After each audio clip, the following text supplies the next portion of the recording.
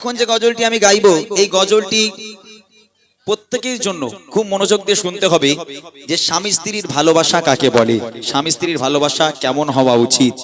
দেখেন দয়ার নবী সাল্লাল্লাহু আলাইহি ওয়াসাল্লাম এবং আম্মাজান খাদিজাতুল কুবরা রাদিয়াল্লাহু তাআলা আনহা দুই স্বামী স্ত্রী ছিলেন। আল্লাহ রাসূলের অনেকগুলো স্ত্রী ছিল, সমস্ত স্ত্রীদের থেকে আল্লাহ রাসূল আম্মাজান খাদিজাকে বেশি ভালোবাসতেন। কিসের জন্য বেশি ভালোবাসতেন জানেন? আম্মাজান খাদিজা মানে তিনি এমন একজন নারী ছিল, আল্লাহ রসুলের আরো সুন্দরী স্ত্রী থাকা সত্ত্বেও আল্লাহ রসুল আম্মাজান খাদিজার বয়স একটু বেশি ছিল, তারপর আম্মাজান খাদিজাকে বেশি ভালোবাসতো। মনোযোগ দিয়ে শুনতে হবে এই গজলটি, তাহলে হয়তো আমাদের সাংসারিক জীবনে শান্তি আসতে পারে। হয়তো আমরা জলসার মাধ্যমে শুনি, গজলের মাধ্যমে শুনি, কিন্তু আমল করি না, তাই না? মানুষ পরিবর্তন হয় না। এইরকম জলসা দিয়ে ভাইজানকে 50,000 60,000 টাকা দিয়ে এনে জলসা শুনে যদি বাড়ি চলে যায়, তাহলে যদি তার উপর কোনো আমল না করা হয় এই জলসা তো বেকার হয়ে যাবে না? এই বড় বড় বক্তাদের আনা হচ্ছে, এগুলো তো বেকার হয়ে যাবে। কিসের জন্য? মানুষ যাতে পরিবর্তন হয় সেই জন্য আজকের এই মাহফিল করা। অতএব আজকের এখান থেকে শিক্ষা নিয়ে আমল করতে হবে। আম্মাজান খাদিজাতুল কুবরা রাদিয়াল্লাহু তাআলা আনহা তিনি ছিলেন বড় লোকের মেয়ে। আম্মাজান খাদিজার আব্বাজান তানার অনেক সয় সম্পত্তি, জায়গা জমি, সোনা দানার মালিক ছিল আম্মাজান খাদিজা। একদিন আম্মাজান খাদিজা আল্লাহ রাসূলের কাছে প্রস্তাব পাঠালো, হে আল্লাহর পয়গম্বর, হে মহানবী, আমি খাদিজা আপনাকে বিয়ে করতে চাই, বিয়ের প্রস্তাব দিলাম। আল্লাহ রাসূল বলেছিল, খাদিজা তুমি কোথায় আর আমি কোথায়? তুমি বড় লোকের মেয়ে, তোমার আব্বাজানের এত সয় সম্পত্তি, জায়গা জমি, সোনা দানার মালিক তুমি, আর আমি মুহাম্মদ, আমার তো খাওয়া হয় না, তুমি কেন বিয়ে করতে চাও আমাকে? আম্মাজান খাদিজা বলেছিল, হে আল্লাহর পয়গম্বর, রতনকে রতনই চেনে, আমি জানি আপনি কেমন মানুষ। আমি খাদিজা কথা দিলাম কোনোদিন আপনাকে কষ্ট দেব না। আপনি আমাকে বিয়ে করেন, আপনি দিনের দাওয়াত দিতে যাবেন, আমি খাদিজা আপনার ভাত রান্না করে খাওয়াবো। আপনি দিনের দাওয়াত দিতে যাবেন, আমি খাদিজা আপনার জামা কাপড় পরিষ্কার করে দেবো। হে আল্লাহর পয়গম্বর, আপনি নিরাশ করবেন না, আমাকে বিয়ে করেন। আল্লাহ রাসূল আর আম্মাজান খাদিজা দুজনের বিয়ে হলো। বিয়ের পর তাদের সাংসারিক জীবন, স্বামী স্ত্রীর মিল মহব্বত, ভালোবাসা কাকে বলে, অন্তর থেকে গজলটা শুনে দেখেন, ইনশাআল্লাহ স্বামীর প্রতি এবং স্বামীরা স্ত্রীদের প্রতি অনেক ভালোবাসা আল্লাহ পাক চাইলে বাড়তে পারে। গজলটা শুনেন আল্লাহ রাসূল আর আম্মাজান খাদিজা কিভাবে তারা সাংসারিক জীবনকে পালন করেছিল, কি শিক্ষা দিয়ে গেছে কবি ছন্দের মাধ্যমে লিখছে, শুনবেন। কেমন ভালোবাসে নবী আমার খাদিজা, কেমন ভালোবাসে নবী আমার খাদিজা, যে ভালোবাসায় খুশি হবেন আল্লাহ দয়াময়, যে ভালোবাসায় খুশি হবেন আল্লাহ দয়াময়। কেমন ভালোবাসে নবী আমার খাদিজা, কেমন ভালোবাসে নবী আমার খাদিজা, যে ভালোবাসায় খুশি হবেন আল্লাহ দয়াময়, যে ভালোবাসায় খুশি হবেন আল্লাহ দয়াময়। ধনী ঘরের মেয়ে হয়ে আমার খাদিজা নবীর কাছে সে বলে করে বোঝেগা, ধনী ঘরের মেয়ে হয়ে আমার খাদিজা নবীর কাছে সে বলে করে বোঝেগা।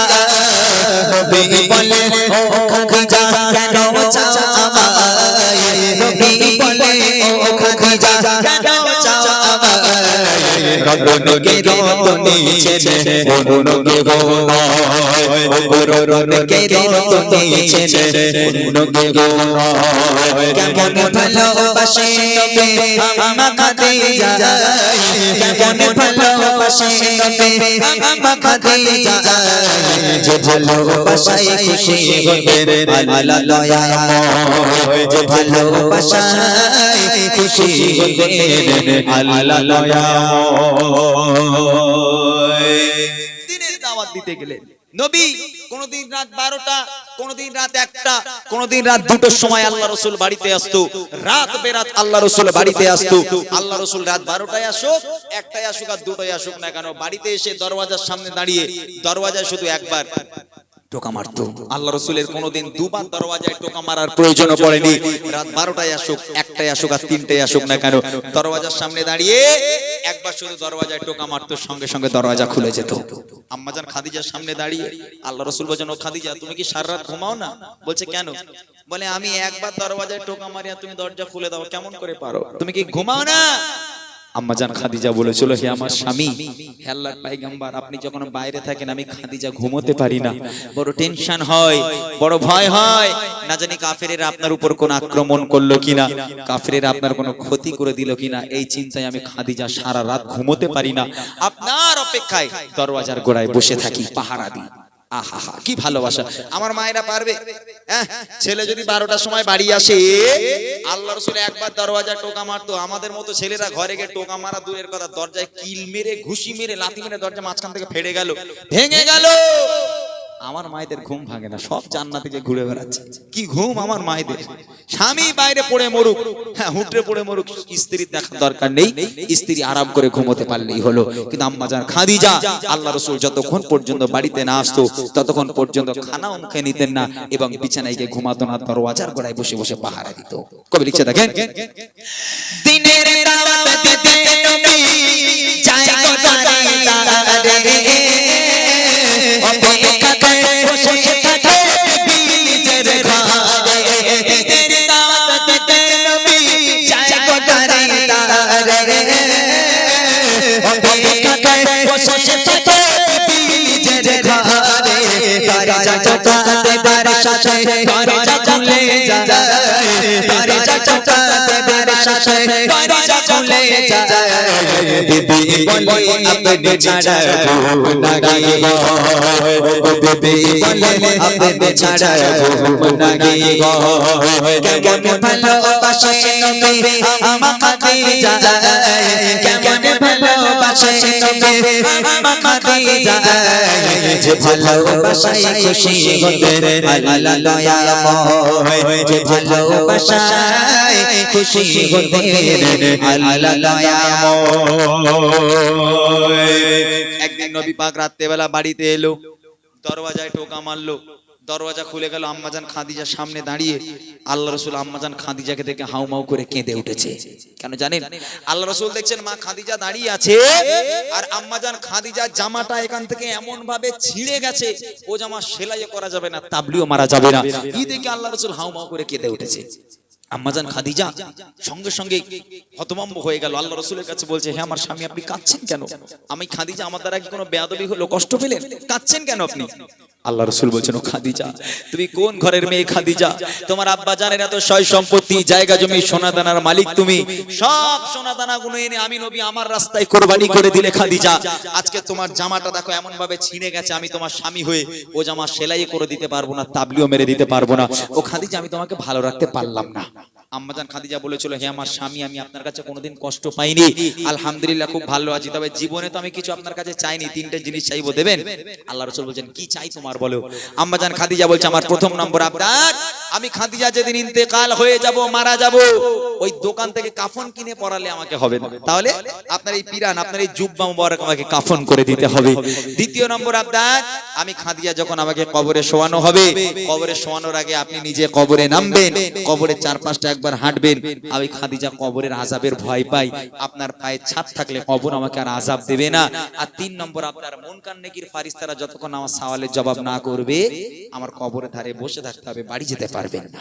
এই তিনটা আবদার রাখবেন। আল্লাহ রাসূল বলল, খাদিজা তোমার তিনটে আবদার আমি মেনে নিলাম, তিনটেই পূরণ করব। আমার মায়েরা চোখটা বন্ধ করে বলেন তো, কোনোদিন কোনো মা স্বামীর কাছে বলেছে, এই দেখো আমি মরে গেলে একটু ভালো দামি কাফন কিনে এনে দিও, একটু আলেম মৌলী সাহেব ইমাম সাহেবদের দাওয়াত করে খাইও, একটু মাদ্রাসার বাচ্চাদের খাইও, গরিব এতিমদের খাইও, কোনোদিন বলেছে? ওই সব না, বলে এই দেখো তো সব পুজো টুজো হয়ে গেলে একটু দীঘায় যাবে না, একটু বকখালি যাবে না। আমার মায়েদের আবদার অন্যরকম, বুঝলেন? রাগ করবেন না যেন আপনারা। আমার মায়েরা কোনোদিন এই সব ধার ধারে না, ইসলামের কোনো ধার ধারে না, তারা শুধু ঘুরবে কেমন করে, স্বামীর টাকা লুট করবে কেমন করে, সবই জানে। তবে এখানকার মায়েরা ভালো।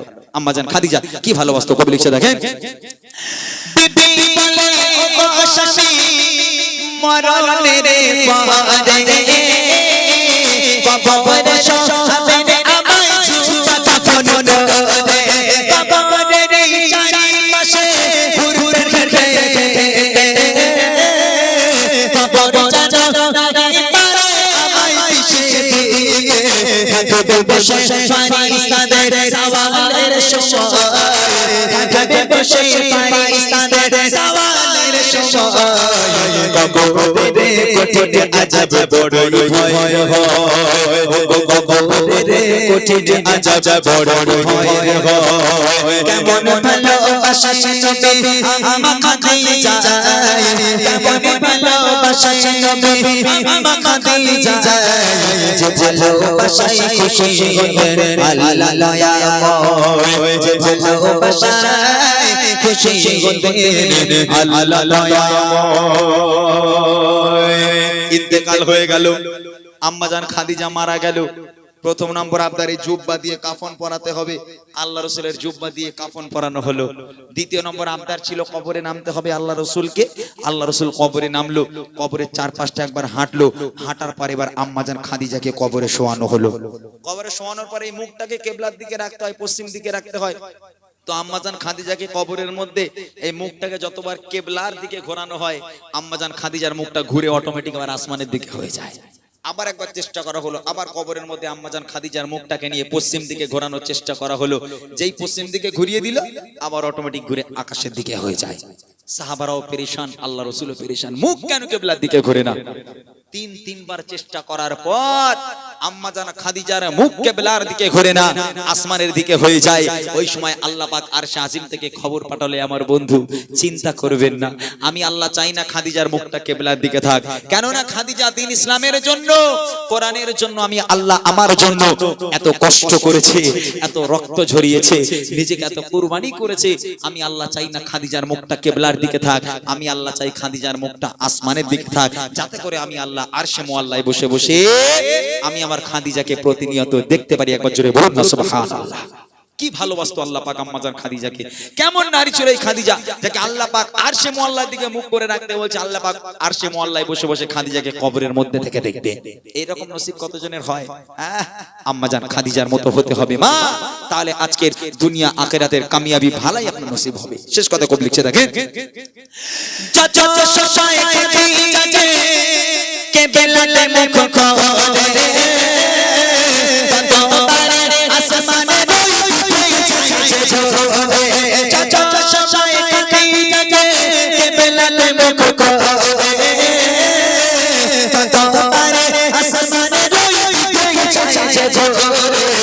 আল্লাহ বলে চার কিছু না, আল্লাহ বলে চার কিছু না, খাদিজা দেখবো বলে আমি সর্বদা, খাদিজা দেখবো বলে আমি সর্বদা। কেমন ভালোবাসা নবী আমা খাদিজা, কেমন ভালোবাসা নবী আমা খাদিজা, যে ভালোবাসায় খুশি হলেন আল্লাহ দয়াময়, যে ভালোবাসায় খুশি হলেন আল্লাহ দয়াময়, যে ভালোবাসায় খুশি হলেন আল্লাহ